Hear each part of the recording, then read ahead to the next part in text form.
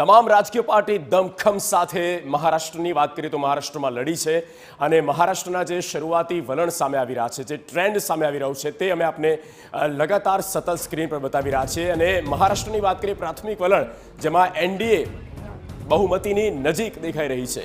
એનડીએને 132 બેઠકો પર લીડ દેખાઈ રહી છે અને એનવીએ કે જે 123 સીટ ઉપર અત્યારે હાલ તો ટ્રેન્ડ કરી રહી છે। મહાવિકાસ આઘાડી 123 સીટ બીજા નંબરે। મહારાષ્ટ્રમાં પ્રાથમિક વલણમાં એનડીએ બહુમતીની બિલકુલ નજીક દેખાઈ રહી છે। 144 ક્રોસ કરવાની છે અને કેટલીક સીટો હજી ખૂટે છે, પણ આ શરૂઆતી ફિગર છે, શરૂઆતી આંકડો છે, ઘણા એમાં ઉલટફેર થવાની પૂરી શક્યતાઓ છે।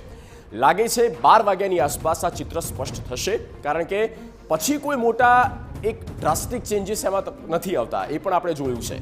12 વાગ્યા સુધીમાં તમામે એ નજર સ્ક્રીન ઉપર રહેશે કે આખરે થવા શું જઈ રહ્યું છે મહારાષ્ટ્રમાં। શું કોઈ મોટા ઉલટફેર થવાના છે કે પછી ખરેખર જે ટ્રેક પર ગાડી આગળ વધી હતી છેલ્લા 5 વર્ષમાં એ જ ટ્રેક, એ જ રફતાર સાથે આગળ વધશે?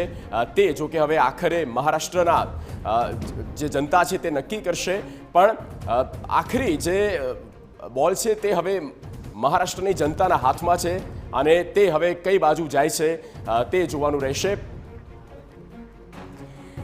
તો અજીત પવાર માત્ર 3 મતથી આગળ હોવાની માહિતી અત્યારે સામે આવી રહી છે। તમે જુઓ કેટલો રોમાંચક આ જંગ છે, કેટલો રસપ્રદ આ જંગ છે। અજીત પવાર બારામતી સીટ કે જે માત્ર 3 મતથી અત્યારે આગળ છે। આપણે કહી દઈએ કે એ જ બારામતી સીટ પરથી સુપ્રિયા સુલે સાંસદ છે, એટલે સ્વાભાવિક છે કે બંને પવાર પાર્ટી